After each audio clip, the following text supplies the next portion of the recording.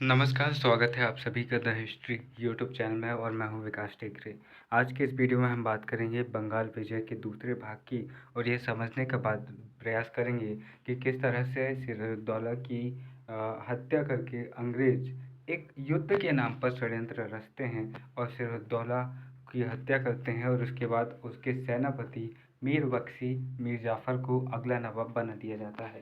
यहीं पर से द्वैध शासन की शुरुआत हम देखते हैं और ये द्वैध शासन किस तरह से बंगाल को लूटता है यह समझने का प्रयास इस वीडियो में हम करेंगे, तो बने रहिएगा वीडियो के साथ। अब मीर जाफ़र 1757 से 1760 ईस्वी रॉबर्ट क्लाइव को इस युद्ध के बाद बंगाल का गवर्नर बनाया गया और मीर जाफ़र ने बंगाल स्थित फ्रांसीसी बस्तियों को सौंप दिया।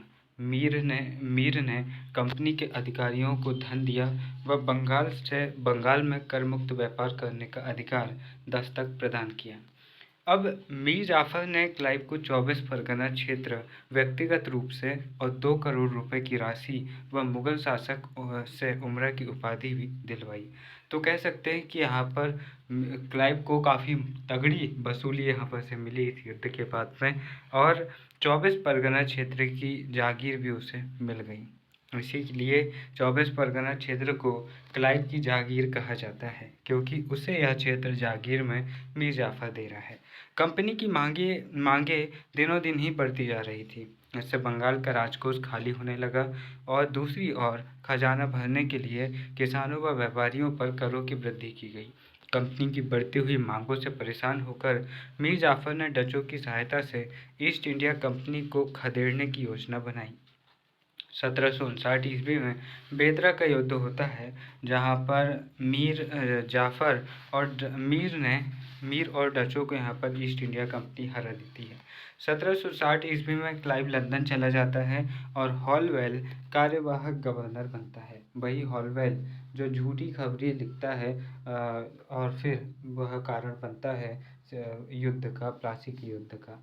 ब्लैक होल की घटना के बारे में वह जिक्र करता है कि भाई 146 लोगों को इन्होंने बंद किया जिसमें से 123 लोग दम घुटने के कारण मारे गए। इतने छोटे कमरे में इन्होंने इतने सारे लोगों को भर दिया। ऐसा विवरण यहाँ पर ब्लैक होल ये हॉलवेल देता है। अब 1760 ईस्वी में क्लाइव लंदन चला जाता है और हॉलवेल कार्यवाहक गवर्नर बनता है। 1760 ईस्वी में वेंसीटार्ट बंगाल का गवर्नर बनता है और इसने मीर द्वारा कंपनी की मांगों को पूरा न करने तथा ईस्ट इंडिया कंपनी के विरुद्ध डचों को सहायता देने के कारण 1760 ईस्वी में मीर जाफ़र को हटाकर उसके दामाद मीर कासिम को नवाब बनाया। मीर को पेंशन देकर कलकत्ता भेज दिया गया मीर जाफ़र को। अब ब्रिटिश इतिहासकार इस घटना को दूसरी क्रांति कहते हैं। अब यहाँ पर ये खुद षड्यंत्र रच रहे हैं और उन षड्यंत्रों को एक क्रांति का नाम दे रहे हैं। तो यहाँ पर ये अपने आप को या फिर इंग्लैंड में इस तरह से बताना चाह रहे थे कि भाई हम भारत में ऐसा कर रहे हैं जो आज तक इतिहास में कभी कहीं नहीं हुआ। तो इस तरह से ये छोटी छोटी घटनाओं को भी इतनी महान क्रांति कहकर पुकार रहे हैं कि भैया ऐसा हुआ वैसा हुआ कर रहे हैं और जबकि रच रहे हैं पूरी तरह से षड्यंत्र। अब मीर कासिम 1760 से 1763 ईस्वी तक बंगाल का नवाब रहता है। सिराज के बाद बने नवाबों में यह सबसे योग्य था।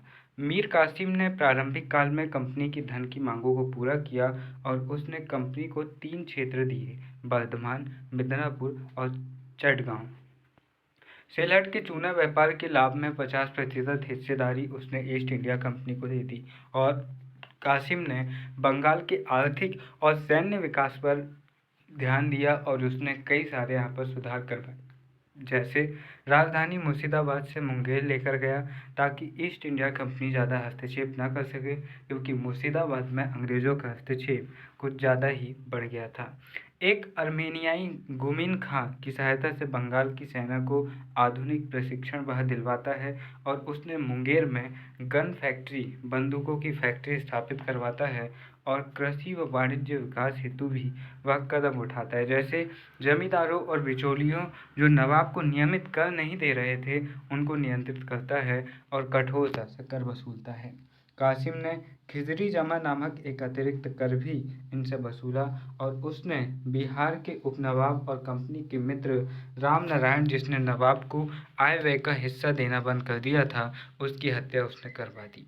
कंपनी कासिम के इन कदमों से नाराज होती है और मतभेद तत्कालिक कारण यहाँ पर बनता है।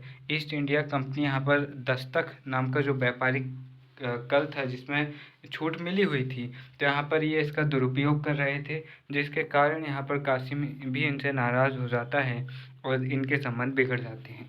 कासिम और कंपनी के बीच संघर्ष का तत्कालिक कारण दस्तक का दुरुपयोग करना था। कंपनी के व्यापारी अपने निजी व्यापार के साथ साथ भारतीय व्यापारियों को भी किराए के रूप में दस्तक प्रदान करते थे, यानी कि एक ऐसा प्रपत्र, एक ऐसा डॉक्यूमेंट इनको मिला था कि भैया ये दिखाकर, ये आईडी दिखाकर तुम कहीं भी बंगाल में व्यापार कर सकते हो अगर तुम अंग्रेज व्यापारी हो तो यहाँ पर ये क्या करते थे भारतीय व्यापारी से कि भाई तो हमको 500 रुपये दे दे और ये कार्ड तू रख ले, तू इस्तेमाल कर इसका, तू व्यापार कर। इस तरह से ये बहुत ज़्यादा भ्रष्टाचार कर रहे थे और इससे नुकसान हो रहा था और ऊपर से इनकी डिमांड्स भी बहुत ज़्यादा बढ़ती जा रही थी। अतः मीर कासिम ने बंगाल के आंतरिक व्यापार में सभी व्यापारियों को कर मुक्त कर दिया और इससे दस्तक को लेकर कंपनी और कासिम के बीच संघर्ष हो गया, क्योंकि दस्तक को बेचकर ही वो काफ़ी लाभ कमा रहे थे। अब उसने कहा कि भाई पहले कंपनी के व्यापारी कर मुक्त व्यापार करते थे, अब कोई भी व्यापारी, चाहे वह भारतीय हो चाहे विदेशी हो, कोई भी व्यापारी अब बंगाल में कर मुक्त कर सकता है। इससे जो ब्रिटिश होते हैं, जो अंग्रेज़ होते हैं, वो सोचते हैं कि भाई एक तो हमारे स्टेटस छिन गया कि हम मुक्त व्यापार कर रहे थे और दूसरा दस्तक बेचकर जो हम थोड़े बहुत पैसे कमा रहे थे वो भी इसने यहाँ पर बंद कर दिया। तो यहाँ पर बेंसी टार्ट ने मीर कासिम के स्थान पर 1763 ईस्वी में मीर जाफर को फिर से नवाब बना दिया। अपदस्थ मीर कासिम जुलाई 1763 ईस्वी में कंपनी के विरुद्ध 3 छोटे छोटे युद्ध, करवा, गिरिया और उथौलना के युद्ध करता है, जिसमें मेजर एडम्स कासिम को हरा देते हैं। अब पराजित मीर कासिम पटना चला जाता है, जहां उसने एक आदेश द्वारा अपने जर्मन अधिकारी वॉल्टर हर्डर, जिसको वह सुमरू खां कहता था, के द्वारा 148 अंग्रेजों की हत्या वह करवा देता है। यहाँ से कासिम अवध चला जाता है, जहाँ वह अवध नवाब सिराजुद्दौला और अपदस्थ मुगल शासक शाह आलम द्वितीय के साथ कंपनी को बंगाल से हटाने के लिए सैन्य संगठन बनाता है और फिर एक युद्ध की आधारशिला रखी जाती है, जिसको बक्सर का युद्ध कहते हैं और 22 अक्टूबर 1764 को यह युद्ध होता है। यहाँ पर एक बात आपको ध्यान रखनी चाहिए कि अंग्रेज़ों का वास्तविक साम्राज्य प्लासी के युद्ध से स्थापित नहीं हुआ, क्योंकि प्लासी का युद्ध हमने पढ़ा था तो वहाँ पर क्लाइव और वाटसन जैसे अधिकारी, मीर जाफर हो या फिर दुर्लभ राय हो या फिर बहुत सारे ऐसे लोग जो बड़े पद पर थे सिराजुद्दौला के दरबार में, और उन्होंने अचानक से विश्वासघात किया और इसकी भनक सिराजुद्दौला तक को नहीं लगी। उसे तब पता लगा जब वह मरने वाला था कि भाई उसके अपने ही लोगों ने उसे बर्बाद कर दिया। तो यहाँ पर वह एक षड्यंत्र कहा जाएगा, ना कि एक युद्ध। लेकिन बक्सर का युद्ध एक प्रॉपर युद्ध था और भारत की 3 बड़ी शक्तियाँ यहाँ पर लड़ रही थी। भले ही मीर कासिम अपदस्थ था लेकिन वह शक्तिशाली था और यहाँ पर सिराजुद्दौला, जो सिराजुद्दौला है, जो कि अवध का नवाब था, वह भी एक शक्तिशाली था और मुगल बादशाह शाह आलम द्वितीय यहाँ पर जब ये हारते हैं तो वास्तविक तौर पर भारत में अंग्रेज़ों का इतिहास शुरू होता है और इनका राज्य स्थापित होता है। 22 जून 1764 ईस्वी को यह युद्ध होता है और इस युद्ध में कंपनी के सैन्य अधिकारी हेक्टर मुनरो ने मीर कासिम, सिराजुद्दौला और शाह आलम द्वितीय की संयुक्त सेना को पराजित किया। यह युद्ध भारतीय इतिहास के निर्णायक युद्धों में से एक है। इस युद्ध का महत्व प्लासी के युद्ध से भी अधिक माना जाता है और बक्सर का युद्ध प्लासी के युद्ध की तरह एक विश्वासघात न होकर एक वास्तविक युद्ध था। इस युद्ध में ईस्ट इंडिया कंपनी ने भारत की 3 बड़ी शक्तियों को एक साथ पराजित कर भारतीय राज्यों पर अपनी सैन्य क्षमता स्थापित की और इस युद्ध के बाद बंगाल पर कंपनी का नियंत्रण और प्रभावी हो जाता है और बंगाल की लूट खसोट और तेजी से शुरू हो जाती है। इस युद्ध के बाद न केवल बंगाल कंपनी के नियंत्रण में आता है, बल्कि अवध और मुगल शासक भी कंपनी के अधीन संरक्षित बने रहते हैं। इसके बाद में ये हम देखते हैं कि बंगाल की लूट का जो 1772 से शुरू होता है, 1784 सॉरी यहाँ पर से ये शुरू होता है 64 से, और 1772 के आसपास ये तक चलता है। और 1773 में जब वारेन हेस्टिंग्स आता है तो वो इस लूट को बंद करता है, भ्रष्टाचार को कम करता है। लेकिन तब तक बंगाल के हर क्षेत्र में और इन क्षेत्रों में बहुत बड़ी मात्रा में लूट चलती है और बहुत बड़ी मात्रा में धन ब्रिटेन की ओर जाता है। अब यहाँ पर ये भी आपको ध्यान रखना चाहिए कि इस समय पर कोई पुख्ता इनके पास में प्रशासनिक व्यवस्था नहीं थी। अभी ब्रिटिश सरकार का सीधा यहाँ पर नियंत्रण नहीं था। 1858 से वह शुरू होगा, लेकिन तब तक ये बहुत ज़्यादा फ्री हैंड रहते हैं, तो ये बहुत ज़्यादा शोषण करते हैं भारतीय लोगों का। युद्ध के पश्चात मीर कासिम दिल्ली की ओर चला जाता है और वहीं गुमनामी में उसकी मृत्यु हो जाती है। अतः कंपनी ने पराजित दो पक्ष सूरतदौला और शाह आलम द्वितीय के साथ 1765 ईस्वी में इलाहाबाद की संधि की, और इस संधि के लिए क्लाइव को भारत वापस बुलाया गया। और 1765 से 67 ईस्वी तक, ध्यान रखना 1765 से 1767 ईस्वी तक दूसरी बार क्लाइव यहाँ पर गवर्नर बनता है। अब इलाहाबाद की संधि की बात करें तो यह अगस्त 1765 में होती है और शाह आलम द्वितीय के साथ ये होती है। अब यहाँ पर जो शाह आलम द्वितीय के साथ जो हुई वो उस इलाहाबाद की संधि पर हम बात करते हैं।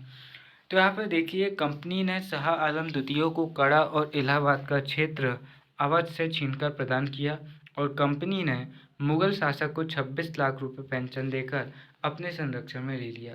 आगे चलकर हम देखते हैं कि जब प्रथम आंग्ल मराठा वार होता है तो ग्वालियर के महादजी सिंधिया यहाँ पर शाह आलम द्वितीय को अंग्रेजों के संरक्षण से मुक्त कराते हैं और अपने संरक्षण में ले लेते हैं। अब बदले में कंपनी ने शाह आलम द्वितीय से बंगाल, बिहार, उड़ीसा के दीवानी अधिकार प्राप्त कर लिए कि भैया हम आपको 26 लाख रुपए हर साल पेंशन देंगे। आपको क्या करना है कि आपके जो प्रांत है बंगाल, बिहार, उड़ीसा, अब वहाँ के जो दीवानी अधिकार है, दीवानी का मतलब होता है वित्तीय अधिकार, ठीक है, वित्तीय मामलों के जो टैक्स कलेक्शन करना हो या फिर पैसों का लेन देन हो, वो सब हम देखेंगे। जबकि फौजदारी अधिकार, जो प्रशासनिक व्यवस्था देखने का काम है, वो बादशाह के ही हाथ में था। तो यहाँ पर ये पैसे तो ले रहे हैं, लेकिन व्यवस्था बना कौन रहा है? मुगल बादशाह। तो यहाँ पर दोहरी व्यवस्था ऐसे ही शुरू होती है। बंगाल में भी हम इसको अभी देखेंगे। अब इलाहाबाद की संधि जो सूरतदौला अवध से होती है अगस्त 1765 में, उसको भी देखते हैं। इलाहाबाद एवं कड़ा का क्षेत्र कंपनी को प्राप्त होता है और अवध से युद्ध हर्जाने के रूप में 50 लाख रुपए प्राप्त होते हैं। अवध में कंपनी को करमुक्त व्यापार करने का अधिकार प्राप्त होता है और अवध दरबार में एक अंग्रेज रेजिडेंट की नियुक्ति की जाती है। बक्सर के युद्ध के समय बंगाल का नवाब कौन था? तो वह था मीर जाफर। और इलाहाबाद की संधि के समय बंगाल का नवाब नज्म-उद-दौला होता है। तो ये एक इम्पॉर्टेंट पॉइंट है, ये आप देखना, क्योंकि इस दौरान मीर जाफ़र की मृत्यु हो जाती है और जब 1765 में यह संधि हो रही होती है तो नज्म-उद-दौला बंगाल का नवाब होता है। तो 1764 बक्सर के युद्ध के समय बंगाल का नवाब होता है मीर जाफ़र, और इलाहाबाद की संधि 1765 अगस्त में होता है नज्म-उद-दौला बंगाल का नवाब। बक्सर के युद्ध के बाद जनवरी 1765 ईस्वी में मीर जाफर की मृत्यु हो गई, अतः कंपनी ने उसके स्थान पर उसके रिश्तेदार नज्म-उद-दौला को, जो अल्पवयस्क था, उसको उसकी माता मुन्नी बाई के संरक्षण में बंगाल का नवाब बनाया। तो यहाँ पर मुन्नी जो थी वो बड़ी थी और जो नज्म था वो छोटा था, क्योंकि नज्म-उद-दौला मुन्नी का बेटा था। अब यहाँ पर जो नज्म-उद-दौला अल्पवयस्कों को क्यों बना रहे वो? क्योंकि अगर बड़े व्यक्ति को बनाएंगे तो ज़्यादा सांड़पत्ती करेगा, ज़्यादा दिमाग लगाएगा। तो भैया हमको दिमाग वाला आदमी चाहिए ही नहीं, हमको बस मुन्नी का मुन्ना चाहिए। तो यहाँ पर इस तरह से ये काम यहाँ पर करते हैं। फिर उसके बाद में देखिए कि कंपनी ने नज्म-उद-दौला के साथ, अब वो तो छोटा बच्चा है भैया, उसकी मम्मी मुन्नीस देखती होगी सब, तो नज्म-उद-दौला के साथ फरवरी 1765 ईस्वी में संधि की, और इस संधि के प्रावधान थे कि कंपनी ने नज्म-उद-दौला को बंगाल का नवाब व मुन्नी बेगम को उसकी संरक्षिका स्वीकार कर लिया, और बदले में 53 लाख रुपए वार्षिक पेंशन के बदले बंगाल के निजामत अधिकार नवाब से कंपनी ने छीन लिए, प्राप्त कर लिए। अब यहीं पर से बंगाल में द्वैध शासन की शुरुआत होती है। 1765 से 1772 ईस्वी तक ये चलता है और बड़े पैमाने पर यहाँ पर बंगाल की लूट चलती है। अब देखिए, इसकी शुरुआत गवर्नर क्लाइव कर रहे हैं और समाप्ति कौन करेगा? तो समाप्ति करेगा वारेन हेस्टिंग्स। तो यहाँ पर यह भी ध्यान रखना है कि जो क्लाइव है वह अपने दूसरे कार्यकाल में ये कर रहा है। 62 से 65 ईस्वी तक वह अगला गवर्नर बनकर बंगाल में आता है। अब देखिए, तो यहाँ पर बंगाल में दो प्रमुख तरीके से हमको अधिकार देखने को मिलते हैं। निजामत अधिकार यानी कि प्रशासनिक व्यवस्थाएं, पुलिस हो या फिर अन्य कार्यवाही हो, ये सब पुलिस, न्याय, प्रशासन वगैरह निजामत अधिकार में आते हैं।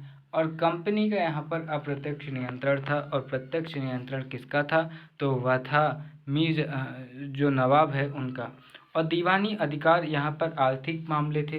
तो ये इतने चतुर थे अंग्रेज की, इन्होंने कर वसूली, टैक्स कितना लेना है और कैसे लेना है, ये सब तय करने का अधिकार खुद के पास रख लिया था, ताकि ये लूट तो करे लेकिन इनको कोई व्यवस्था न बनाना पड़े। इसलिए इन्होंने व्यवस्था नवाब को दे दी थी। अब नवाब के पास पैसे रहेंगे तो व्यवस्था बनाएगा, पैसे ही नहीं थे तो वो क्या बना सकता था। अब कर वसूली, कर निर्धारण, आर्थिक न्याय, कंपनी द्वारा प्रत्यक्ष नियंत्रण, ये सारे यहाँ पर कारण हमको देखने को मिलते हैं। अब नवाब की बात करें तो नवाब के पास में अधिकार नहीं थे। कौन से वाले? जो दीवानी हैं वो इनके पास में अधिकार नहीं थे और उत्तरदायित्व इनके पास में पूरा था। ठीक है। कंपनी, अब यहाँ पर ये ध्यान में रखना है कि जो निजामत अधिकार, जो प्रशासनिक अधिकार है, वह नवाब के पास नहीं है, लेकिन उसका उत्तरदायित्व उनके पास में है। और इसी तरह कंपनी के पास में जो अधिकार है, कौन से वाले? यहाँ पर जो इनके पास में अधिकार है दीवानी, वह दीवानी अधिकार इनके पास तो है, लेकिन इनके पास में कोई उत्तरदायित्व नहीं। कंपनी ने अपने एजेंट के रूप में मोहम्मद रजा खां को उपनवाब नियुक्त किया और यह निजामत अधिकारों को देखता था। अब यहाँ पर देखिए तो कर प्रणाली, कर निर्धारण, आर्थिक न्याय, कंपनी द्वारा प्रत्यक्ष नियंत्रण, और इसके परिणाम स्वरूप क्या होता है? बंगाल का भरपूर शोषण होता है, बहुत सारे अकाल पड़ते हैं। और कहते हैं कि इस दौरान बंगाल की पूरी आबादी में से 33 करोड़ से ज़्यादा जनता मारी जाती है। और जो एक बहुत ही ज़्यादा शॉकिंग न्यूज़ थी, और ये भारतीय इतिहास को पलटने का काम ये घटना भी करेगी, क्योंकि बहुत सारे क्रांतिकारी इस घटना से प्रेरित रहते हैं। अब यहाँ इलाहाबाद की संधि के बाद बंगाल में कंपनी के पास दीवानी यानी कि प्रत्यक्ष व निजामत यानी कि अप्रत्यक्ष अधिकार थे, जबकि बंगाल के प्रति कंपनी का कोई उत्तरदायित्व नहीं था। दूसरी ओर बंगाल में नवाब के पास कोई अधिकार नहीं था, लेकिन बंगाल से संबंधित सारे उत्तरदायित्व उसी के पास थे। यहाँ पर सत्ता के दो केंद्रों में कंपनी ने द्वैध शासन के दौरान कंपनी ने बंगाल का भरपूर शोषण किया और कंपनी की नीतियों से बंगाल में कृषि उद्योग, वाणिज्य व्यापार और मुख्यतः रेशम का व्यापार सब चौपट हो गए। और सबसे धनी प्रांत बंगाल गरीबी और भुखमरी तथा मानव जनित अकालों से ग्रस्त हो गया। और कंपनी की नीतियों के कारण द्वैध शासन के दौरान लगभग 3 करोड़ लोग भुखमरी और अकाल के शिकार होते हैं और मारे जाते हैं। कहते हैं कि ये बंगाल के शोषण का सबसे बुरा दौर था। यहाँ पर अकालों से ज़्यादा लोगों की मृत्यु हुई और यहाँ पर इसे रोका जा सकता था, लेकिन अंग्रेज़ों के भ्रष्टाचार और उनके लालच के कारण यह नहीं रुक पाया।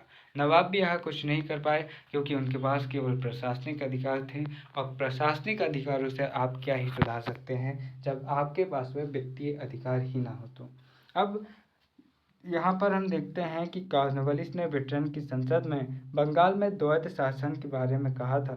1765 से 72 ईस्वी तक बंगाल में कंपनी की सरकार किसी सभ्य देश की सरकारों में सबसे भ्रष्ट, झूठी और बुरी सरकार थी। ये खुद एक कॉर्नवालिस जैसा अंग्रेज गवर्नर ये कह रहा है कि इसके विषय में, बंगाल के जो शोषण है उसके बारे में गवर्नर जनरल कॉर्नवालिस कह रहा है। अब 1770 ईस्वी में बंगाल में भीषण बंगाल के गवर्नर कर्टियर के समय बंगाल में भीषण अकाल आता है और भारतीय इतिहासकार के.एम. पणिक्कल ने कंपनी द्वारा बंगाल में स्थापित द्वैध शासन को डाकुओं के शासन की संज्ञा दी थी कि हमें व्यवस्था से कोई मतलब नहीं है, आप कैसे जी रहे हो, आप कैसे चल रहे हो, हमें इस बात से कोई मतलब नहीं है, हमें बस धन से मतलब है, आप हमें बस ईमानदारी से टैक्स देते रहिए, उसके अलावा हमें कोई लेना देना नहीं कि आप खा रहे हो या नहीं, आपके पास में व्यवस्थाएं है या नहीं। अब यहाँ पर जो क्लाइव है, क्लाइव ने अपने दूसरे गवर्नर काल में बंगाल में कंपनी के अधिकारियों के निजी व्यापार और भारतीयों से उपहार लेने पर प्रतिबंध लगाया तथा कंपनी के कर्मचारियों में भ्रष्टाचार को रोकने का कार्य किया।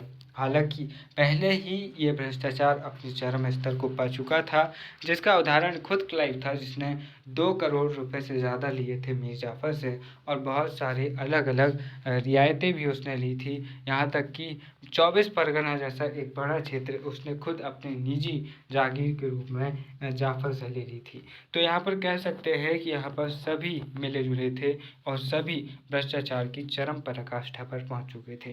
कंपनी ने कर्मचारियों को ये नुकसान की भरपाई के लिए क्लाइव ने 1766 ईस्वी में सोसाइटी फॉर ट्रेड व्यापार समिति की स्थापना की तथा नमक, सुपारी एवं तंबाकू के व्यापार के एकाधिकार को इस ट्रेड को दे दिया।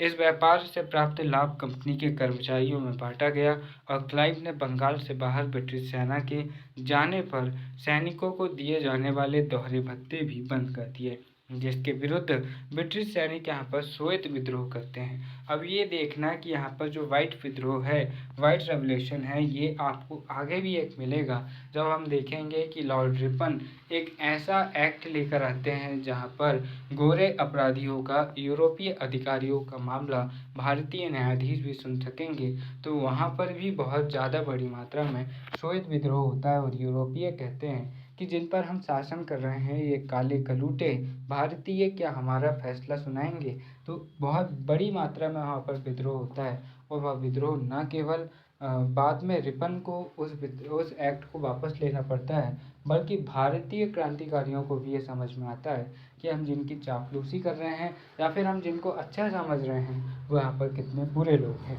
अब इस व्यापार से प्राप्त लाभ कंपनी के कर्मचारियों में बांटा गया और क्लाइव ने बंगाल के बाहर ब्रिटिश सेना के जाने पर सैनिकों को दिए जाने वाले दोहरे भत्ते भी बंद कर दिए, जिसके विरुद्ध ब्रिटिश सैनिकों ने श्वेत विद्रोह किया। अब 1768 ईस्वी में क्लाइव के बाद सोसाइटी फॉर ट्रेड को बंद कर दिया गया और क्लाइव ने इलाहाबाद की संधि के तहत प्राप्त दीवानी अधिकारी के अंतर्गत मोहम्मद रजा खां को बंगाल का उपनवाब, दुर्लभ राय को बिहार का दीवान, सिताब राय को उड़ीसा का दीवान बनाया, अपने अधीन कंपनी ने नियुक्त किया। अब प्लासी के युद्ध के समय बंगाल के गवर्नर की अगर हम बात करें तो वो था विलियम ड्रेक। फिर आता है क्लाइव 1757 से 60 तक। फिर हॉलवेल आता है 1760 में, ये कार्यवाहक गवर्नर होता है बंगाल का। ये ध्यान रखना कि ये गवर्नर जनरल नहीं है, ये गवर्नर है वो भी कहाँ के, बंगाल के, जिसमें बंगाल, उड़ीसा और बिहार जैसे क्षेत्र आते हैं। अब आगे जब 1773 में हम देखते हैं कि वारेन हेस्टिंग्स आता है तो उसको पहला वह गवर्नर जनरल रहता है बंगाल का और अंतिम गवर्नर भी वही रहता है, क्योंकि गवर्नर बनकर वह आता है लेकिन प्रमोशन करके उसको गवर्नर की जगह गवर्नर जनरल बना दिया जाता है। अब बक्सर के युद्ध के समय पर वेंसीटार्ट 1760 से 65 ईस्वी यह बंगाल का गवर्नर था। अब इलाहाबाद की संधि के समय क्लाइव फिर से गवर्नर बनाया जाता है 65 से 67 तक और बैरलस्ट 1767 से 69 तक अगला गवर्नर बनता है और 1770 ईस्वी के भीषण अकाल के समय कर्टियर बंगाल का गवर्नर था 1769 से 1772 तक। फिर हम देखते हैं कि इनके बाद 1772 में एक और कार्यवाहक गवर्नर रहता है। फिर 1773 में हम देखते हैं कि वारेन हेस्टिंग्स अगला गवर्नर जनरल यहाँ पर बनकर आता है। गवर्नर बनकर आता है 1774 से 1785 ईस्वी तक। फिर यहाँ पर हेस्टिंग्स रहता है।